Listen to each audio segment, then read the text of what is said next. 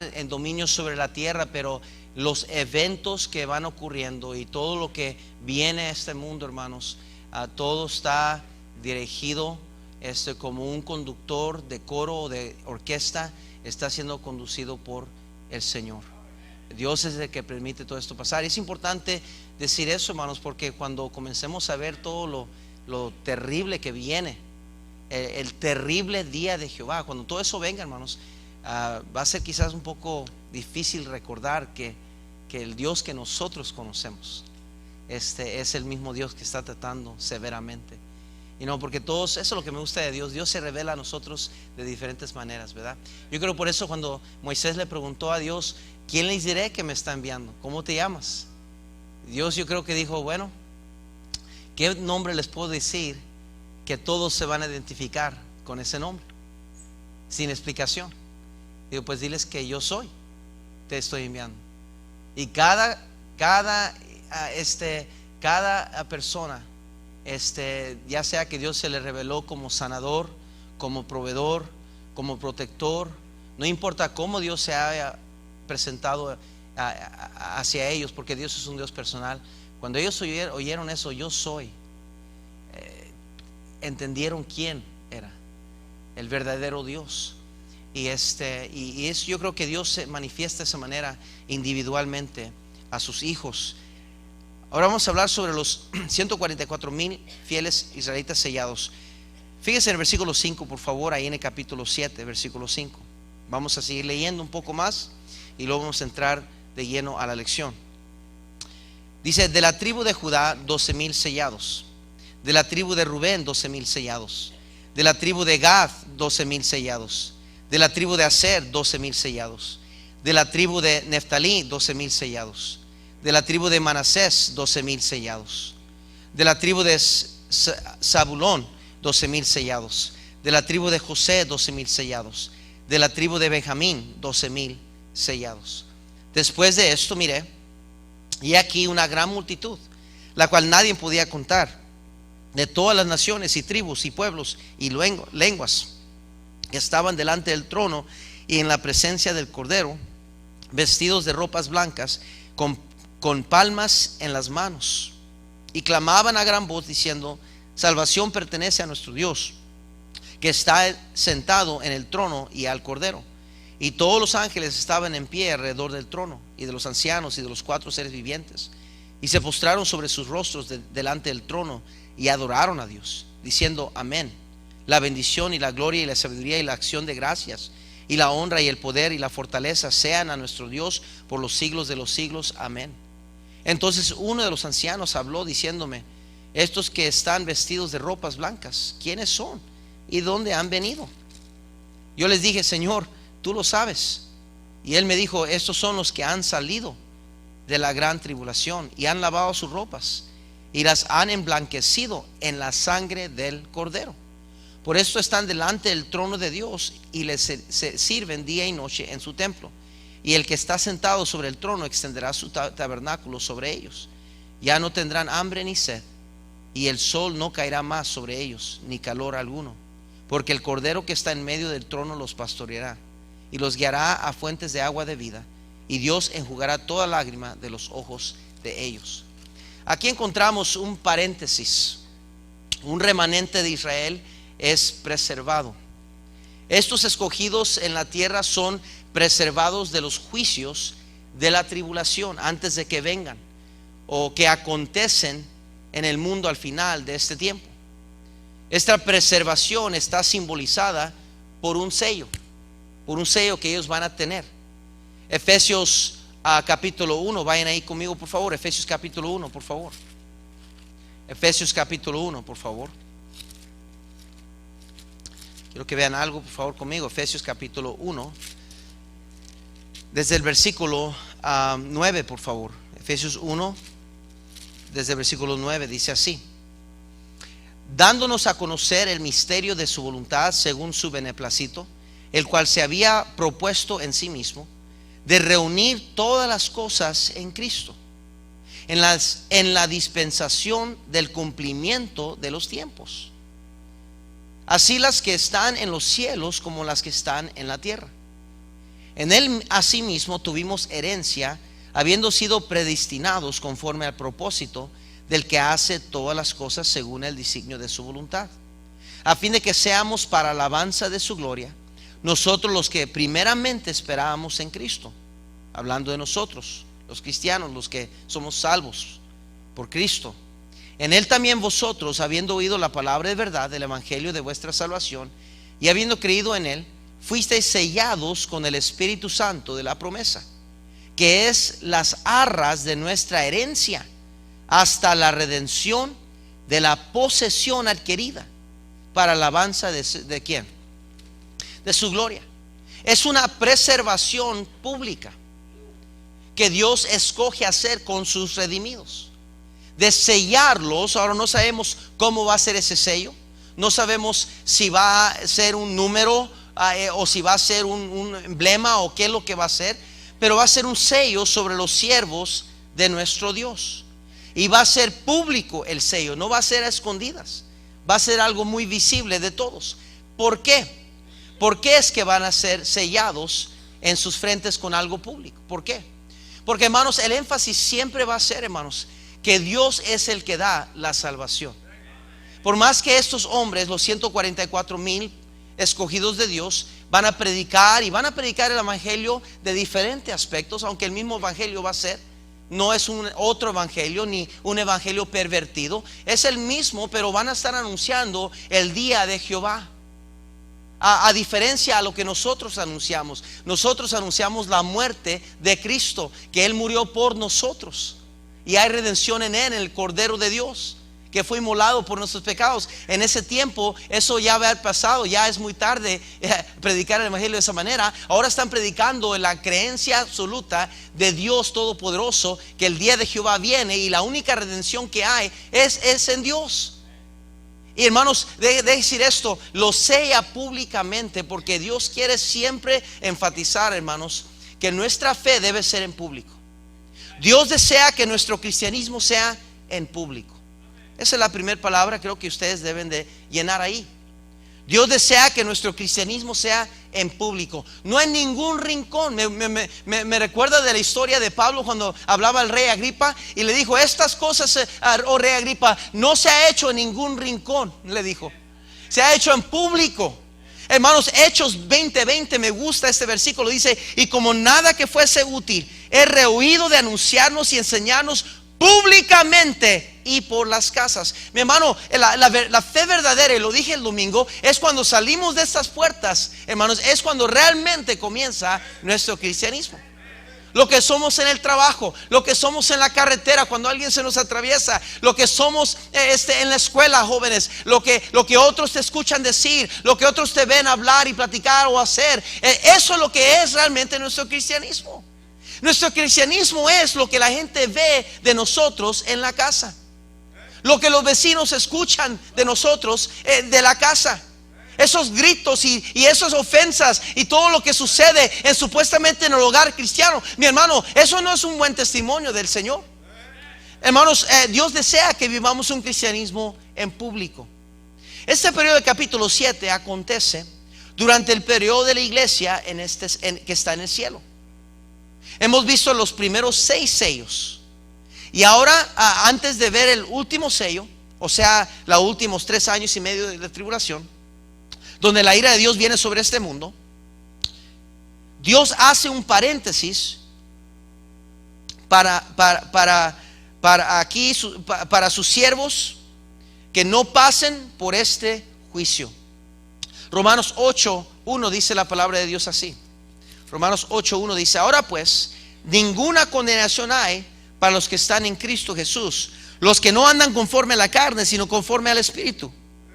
Dios promete que ninguna condenación hay para los que están en Cristo Jesús. Es una promesa de Dios, es una promesa de protección, de redención, de preservación a sus hijos, que no vendrán a juicio, no vendrán a condenación. En este momento, el primer cuarto de la población ha muerto ya, en los primeros 3 años y medio de la tribulación. En versículo 1 vemos, regresando a Apocalipsis, por favor, capítulo 7. En versículo 1 vemos los 4 ángeles en pie sobre los 4 ángulos de la tierra, que detienen los 4 vientos de la tierra, para que no soplase viento alguno sobre la tierra, ni sobre el mar, ni sobre ningún árbol. Literalmente, hermanos, detienen a la naturaleza. Detienen lo que hace funcionar la naturaleza. El viento, los 4 vientos, los climas, todos los cambios necesarios que suceden a través de un año, lo detienen, mi hermano. Y hay una completa detención del tiempo. Hay como que una pausa a todo lo que sucede. Ya los árboles dejan de manearse, las aguas dejan de moverse, las olas, ya no hay olas, ya no hay tierra soplando, ya no hay flores en su naturaleza, ¿verdad? Muriéndose y traspasando el polino, lo que pasan a otras tierra para que siembre más. Ya no hay nada, todo se detiene. Salmo 148:8 dice la Biblia, como proféticamente: el fuego y el granizo, la nieve y el vapor, el viento de tempestad que ejecuta su palabra. Dios está en control, hermanos, de todo. Lo vimos cuando en el Nuevo Testamento Cristo detiene y le dice al mar y a los vientos, le dice que enmudeciera, que se deteniera. Él calmó la tempestad con nomás decir. Hermano, era evidente que Cristo era Dios, y solo Dios, el creador del universo, puede controlar todas las cosas. En medio de tanta anarquía y falsedad del anticristo, Dios hace un paréntesis antes de enviar las copas viles de juicio, como quien pone su dedo sobre la tierra para recordarle a todo ser viviente que hay un creador, un Dios todopoderoso, que todavía está en control de todo. Durante este tiempo se va a ver el avivamiento más grande en la historia de la humanidad de almas salvas. Hermano, deje decir esto: estamos en medio de la tribulación, está sucediendo varias cosas. El Satanás está reinando sobre la tierra, tomando control. Antes de venir las copas viles, antes de que Dios desciende su furia contra esta tierra y todos los habitantes de esta tierra, hay una pausa. Y Dios interrumpe la escena. Para que entiendan, hermano, síganme acá enfrente. El anticristo está en control de todo: la política, los ejércitos, el comercio. La gente está muriendo, buscando cómo morir, metiéndose en las cuevas, pidiendo a las montañas que caigan sobre ellos. No pueden matarse. Hay una anarquía increíble. Un cuarto de la población ha muerto.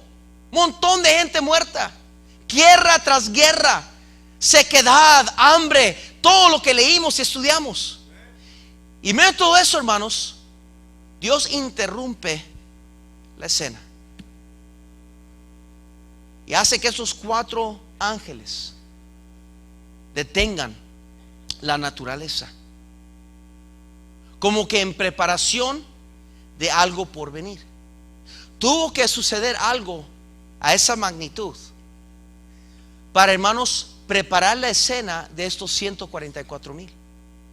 Sígame, porque han visto avivamientos en la historia de la iglesia, sí lo han visto avivamientos, pero ningún avivamiento se va a comparar a este avivamiento. Que los 144,000 escogidos de Dios, hermanos, van a ir por toda la tierra y van a anunciar, grandes y pequeños, le van a predicar el evangelio a todos, hermanos, a todo el mundo. Nadie va a poder decir que no escucharon, y un montón de gente va a ser salva. Lo vimos al final de este capítulo que acabamos de leer. Y, hermanos, yo creo que por la sequedad y por la hambre y el sol que los va a estar quemando y todo, por eso leemos al final del capítulo que dice en el versículo 16: ya no tendrán hambre ni sed, y el sol no caerá más sobre ellos, ni calor alguno. ¿Por qué? Porque Dios había detenido la naturaleza. Y esta gente, hermanos, la gente huyendo y corriendo, aún los soldados y la gente mala, todos están sufriendo lo mismo, hermanos. Y Dios manda estos 144,000 y son salvos un montón de gente, hermanos. Y luego, obviamente, porque son salvos, tienen que morir. Algunos mueren como mártires, otros, dice la Biblia, que van a traspasar el tiempo de la tribulación, van a aguantar, van a perseverar hasta el fin, siendo salvos, dice la Biblia.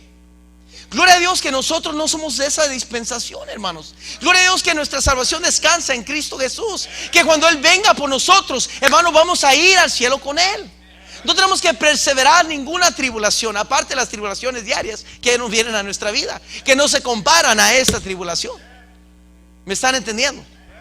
Por más que nos quejamos del frío, no se va a comparar al versículo 16. Por más que nos quejamos de, ¿verdad?, que la crisis de la economía y que eso y lo otro, hermano, no se va a comparar a nada de lo que esta gente va a ver. Dios a veces manda sequedad y detiene los vientos y las bendiciones para llamar nuestra atención hacia Él. Aquí nos encontramos con el número de israelitas de 144,000. Estos son los israelitas terrenales que viven en el tiempo de angustia para Jacob. Jeremías 30:5-7 nos enseña esa profecía. Dios preserva un remanente escogido. Los 144,000 será el número de israelitas sellados durante este periodo de la tribulación. Son sellados. Esto quiere decir que son salvos. Este sello garantiza que ellos pasarán la tribulación. Esta cantidad se escucha como grande, pero la verdad, hermanos, es que hoy en día hay aproximadamente más de 14 millones de judíos en todo el mundo. 144,000 realmente no es un número muy grande a la luz de cuántos judíos hay por todo el mundo. Y tiene que entender, hermanos, que hay judíos en toda nacionalidad ya, en todo idioma. Hay judíos en todas partes, hermanos, por el mismo diseño de Dios. Y Dios va a escoger a 144,000 para hacer su trabajo en este tiempo. Ellos predicarán el evangelio. Esa siguiente palabra ahí, si dan la vuelta a la página, su trabajo. Ellos predicarán el evangelio y muchos serán salvos. Dice en Mateo 24, vayan ahí por favor, Mateo 24. Cristo Jesús profetizó de estos 144,000. Mateo 24, versículo 13 al 14, dice la Biblia: Mas el que persevere hasta el fin, este será salvo. Y será predicado este evangelio del reino en todo el mundo, para testimonio a todas las naciones. Y entonces dice, ¿qué dice? Vendrá el fin. Entonces, después de que estos han predicado el evangelio a la última persona en todo el mundo, que Dios dice, ok, está registrado en el cielo, en los libros del cielo, esa fue la última persona que tenía que escuchar, dice la Biblia, entonces vendrá el fin. Apocalipsis 14:6. Apocalipsis 14:6. Apocalipsis 14:6. Dice así el versículo 6: Vi volar por en medio del cielo a otro ángel que tenía el evangelio eterno para predicarlo a los moradores de la tierra, a toda nación, tribu, lengua y pueblo, y diciendo a gran voz: temed a Dios y dale gloria, porque la hora de su juicio ha llegado. Esa es la predicación del evangelio que ellos van a estar predicando. Y adorar a aquel que hizo el cielo y la tierra, el mar y las fuentes de las aguas. Hermano, ese va a ser el evangelio que estos hombres van a estar predicando. Ese evangelio que tienen que reconocer y temer a Dios y darle gloria por la hora de su juicio que ha llegado, y adorar a aquel que hizo los cielos y la tierra. Y gloria a Dios, hermanos, que este mundo y el diablo ha hecho un tremendo trabajo, hermanos, para disminuir el creador y la creación, y hacer pensar a este mundo, hermanos, que venimos de un chango o que de una explosión y que de ahí surgió todo lo demás y wow, y aquí estamos, ¿verdad? Pero no, hermanos, hay un creador en el cielo, y este mundo va a tener que reconocer eso un día. Apocalipsis 7 del 9 al 17, ya lo leímos. Pero dentro de estos versículos, regresando a Apocalipsis 7, nos encontramos con una gran multitud. la cual nadie podía contar. Algo interesante, hermanos, es que Juan no conocía a esta multitud. O el anciano que le pregunta a Juan, Juan le dice: tú lo sabes todo, tú lo sabes, como en forma de decir: yo no sé, dime tú. Juan, estando en la era de la iglesia con el grupo de los arrebatados, no reconoció esta multitud que ahora se está presentando en el cielo. Este grupo son los que son salvos en la gran tribulación y los mártires. Cuando Dios trata con Israel, siempre trata con números y fechas, mas con la iglesia nunca habla de fechas y bien poco, de números. Aun cuando estemos en el cielo, hermanos, Dios nunca menciona cuántos somos en número. Solo nos compara ejemplos como el mar, como la arena del mar, dice la Biblia. Una multitud tan grande como la arena del mar. Era tanto que contar que Dios nunca menciona cuántos son. Entonces podemos ver la distinción, hermanos, que este grupo que ahora aparece en el cielo, que ahora está allí, salvos, ¿verdad?, de la tribulación, habiendo lavado sus ropas, sus vestiduras, como dice en Apocalipsis 7, vayan ahí por favor, versículo 14. Yo le dije: Señor, tú lo sabes. Y él me dijo: estos son los que han salido de la gran tribulación y han lavado sus ropas y las han emblanquecido en la sangre del Cordero. La clave ahí no es que han lavado o que las han emblanquecido, sino la clave es en la sangre del Cordero. Una vez más el énfasis, mi hermano, porque ellos pudieron haber lavado sus ropas y emblanquecido sus ropas, ¿verdad?, con un montón de Ajax o Ariel o lo que ustedes quisieran decir. Pero solamente la sangre de Cristo, hermanos, limpia los pecados de la humanidad. Y el énfasis es eso, hermanos. Y gloria a Dios, mi hermano, que pase lo que pase, no importa qué venga, o qué movimiento, o qué herejía, o qué mentira, sigue siendo la sangre que lava de todo pecado, hermanos. Gloria a Dios por esa verdad ahí. Cuando todo termine, hermanos, la gente va a tener que reconocer que sigue siendo la sangre que lava de todo pecado. Oh, gloria a Dios por eso, hermanos. Y esa sangre, hermanos, es la que nos ha limpiado a nosotros también. Hermano, levante su cabeza en alto, hermanos. Ya sacudes el chamuco, hermanos, el diablo que lo está acusando. Él es el acusador de los hermanos, hermanos. Él es el que le acusa a usted de sus faltas, de sus fracasos, el que le hace pensar que usted no sirve para nada, que usted no es un buen cristiano, que para qué tratas, para qué intentas, para qué oras, para qué lees tu Biblia, para qué vas a la iglesia una vez más. Mira la hipocresía de tu fe, mira la hipocresía de tu matrimonio, mira esto y lo otro. Y es lo que el diablo está haciendo, mi hermano. Pero yo le recuerdo en esta noche que somos del lado vencedor, que ya ganamos, mi hermano, y Cristo nos ha perdonado todos nuestros pecados, mi hermano. Y por más que el diablo me acuse a mí, mis pecados, dice la Biblia, que Él olvidó. Él no se acordará de mis pecados. Gloria sea a Dios por eso, mi hermano. Ahora, ¿cuál es su posición celestial de este grupo que estamos viendo aquí? ¿Cuál es su posición celestial? Cristo extenderá su tabernáculo, o el lugar de reunión, sobre ellos también. Fíjense el versículo 13. Dice: entonces uno de los ancianos habló diciéndome: estos que están vestidos de ropas blancas, ¿quiénes son y de dónde han venido? Y yo les dije: Señor, tú lo sabes. Y él me dijo: estos son los que han salido de la gran tribulación y han lavado sus ropas y han emblanquecido sangre de cordero. Por esto están delante del trono de Dios y les sirven día y noche en su templo. Y el que está sentado sobre el trono extenderá su tabernáculo sobre ellos. ¿Qué está diciendo la Biblia aquí? Eso es lo que está diciendo: que el tabernáculo de Dios ya está extendido. Ya está extendido. ¿Sobre quién? ¿Quién está allí en el tabernáculo con Dios? Porque la palabra tabernáculo quiere decir que es el lugar de reunión. Si Cristo está solo, no sería el tabernáculo de Dios. El tabernáculo de Dios es el lugar de reunión. ¿Quiénes son los que están ahí? Usted y yo. Ahí estamos, siendo pastoreados por nuestro buen pastor, protegidos, esperando el momento. Por eso dice Dios que nadie los arrebatará de mi mano. Estamos seguros en Cristo. Y de repente aparecen esta multitud que son salvos. Y Dios dice esto: extenderá su tabernáculo sobre ellos también. Acabamos de leer en Efesios capítulo 1, mi hermano, que Dios dice que somos sellados en el Espíritu Santo, dice, y Dios dice, y esas es las arras de nuestra esperanza, de nuestra fe, de nuestra salvación.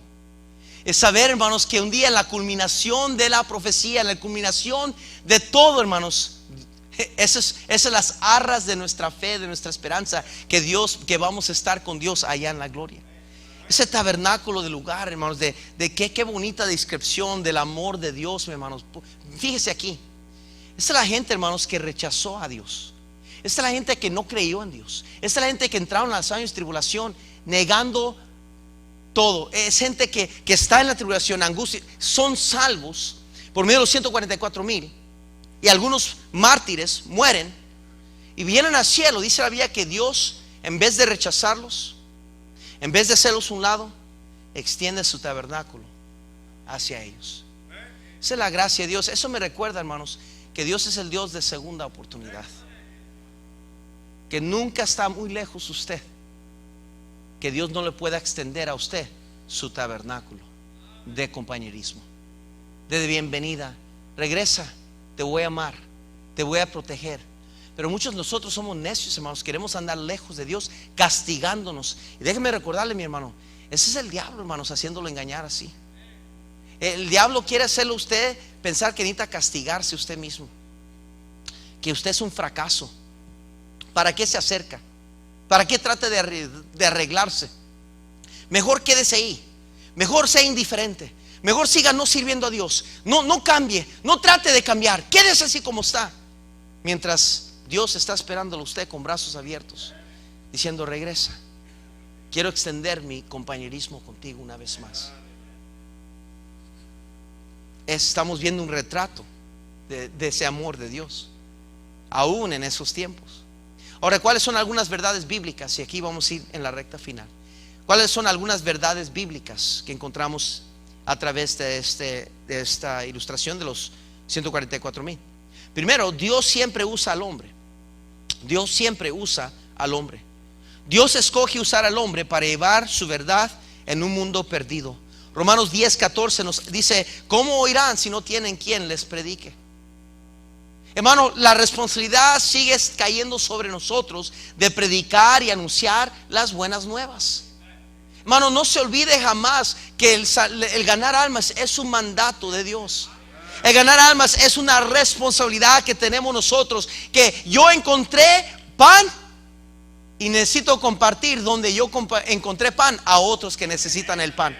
Eso es el evangelio, hermanos. Esas son las buenas nuevas del Señor. No es que nosotros merecemos o no merecemos o somos mejor que alguien más. Simple y sencillamente somos pecadores, salvos por gracia, contándole a otros pecadores que también ellos pueden ser salvos por gracia. Pero hay de aquel que descuida tan grande salvación. Hay de aquel que no predica el evangelio, que no anuncia las buenas nuevas. Dice la Biblia de Ezequiel que Él demandará sangre de vuestras manos. ¿Cuántas personas Dios nos ha mandado en nuestro camino, o que han estado allí haciéndonos preguntas o indagando de nuestra fe, y no fuimos fieles testigos de Dios, mi hermano, y de predicar el evangelio, de dar testimonio de lo que Dios ha hecho a nosotros, mi hermano? Recuerde que Dios va a sellar a sus siervos, va a ser público el anuncio, todo el mundo va a saber, mi hermano. Usted debería usar su cristianismo por lo fuera también, que todo el mundo sepa que son cristianos. Yo por eso creo que un cristiano no debería avergonzarse, mi hermano, al orar en público. No debería avergonzarse vestirse diferente, aunque no siga la bola de modas, aunque no seas como las demás señoritas, aunque no seas como los demás jóvenes. Yo voy a ser diferente, porque yo quiero que cuando la gente vea, diga: ese es un cristiano. Ese es el cristianismo que Dios quiere que seamos, mi hermano. Que cuando usted y yo entramos a un restaurante, la gente voltee 2 veces y diga: han de ser cristianos. Cuando nos vean orar tomados de la mano y estemos orando, diga: son cristianos. Pero temo que dejamos mucho que desear. Somos cristianos a las escondiditas. Aquí en la iglesia es fácil ser cristiano. Aquí en la iglesia es fácil entrar con la Biblia. Pero allá afuera, hermanos, es el verdadero. Yo le pregunto, si yo estoy equivocado, si yo estoy salido de orden aquí, es decir lo que estoy diciendo, ¿cuántos está viendo en su vida, en su mundo, que le están preguntando a usted, que le están preguntando cosas de su fe? ¿Y por qué usted es diferente? ¿Y por qué usted viste diferente? ¿Y por qué usted tiene un espíritu diferente? ¿Por qué es que usted no dice malas palabras como los demás? ¿Por qué es que usted no se ríe a los chistes sucios del trabajo que los demás dicen? ¿Por qué es que usted no se ríe?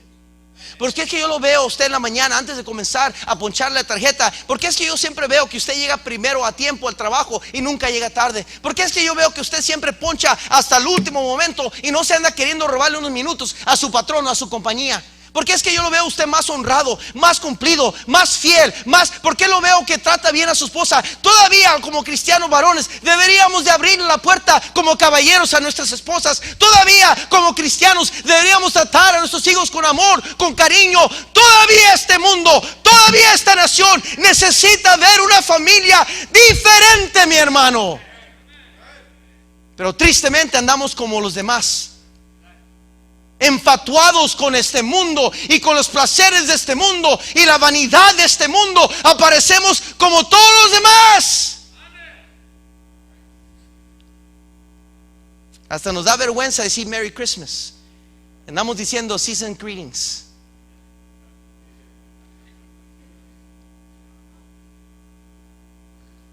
Tenga cuidado, mi hermano.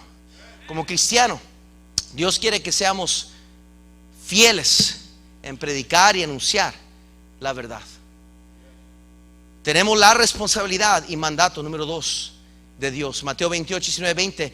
Dios le dio un mandato, una comisión a la iglesia. Por tanto, ir y hacer discípulos a todo el mundo.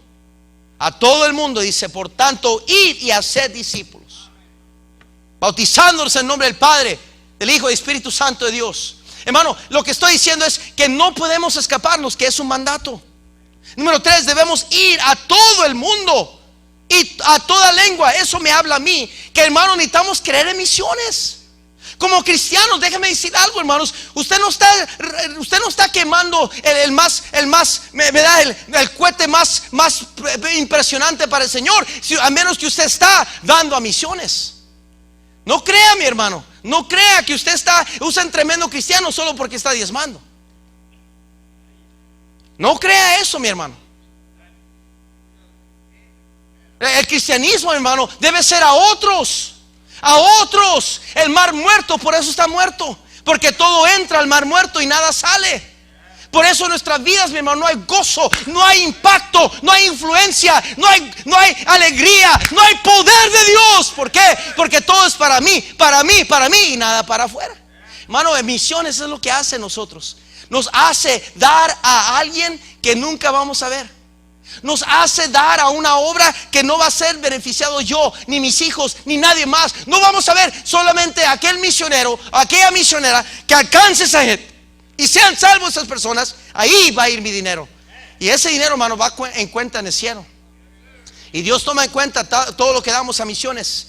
Dice, mira nomás, aparte de su diezmo, está dando misiones. Wow. Lo voy a bendecir. Lo voy a bendecir especialmente, porque Él está pensando en todo el mundo. ¿Está pensando usted en todo el mundo? Dios sí está pensando en todo el mundo. Número 4, siempre habrá un remanente. Romanos 9:8, Romanos 11:4-5. Por el tiempo no vamos ahí, usted lo puede estudiar. Los 144,000 son el remanente de Dios durante este tiempo de tribulación. Esto nos recuerda que la misericordia de Dios nunca dejará de ser. Dios es bueno aun cuando no merecemos. Siempre habrá un remanente. Y gloria a Dios por esa promesa, mi hermano. Gloria a Dios, hermano, que siempre va a haber un remanente. Una evidencia de que Dios sigue existiendo, que Dios sigue estando vivo, que Dios sigue obrando, que Dios sigue bendiciendo. Yo no sé si usted ha experimentado eso una vez en su vida. En un momento dado, hermanos, que parece ser que ¿dónde está Dios? Y el enemigo nos recuerda, ¿dónde está tu Dios? Cuando de repente Dios manda un ángel a nuestra vida.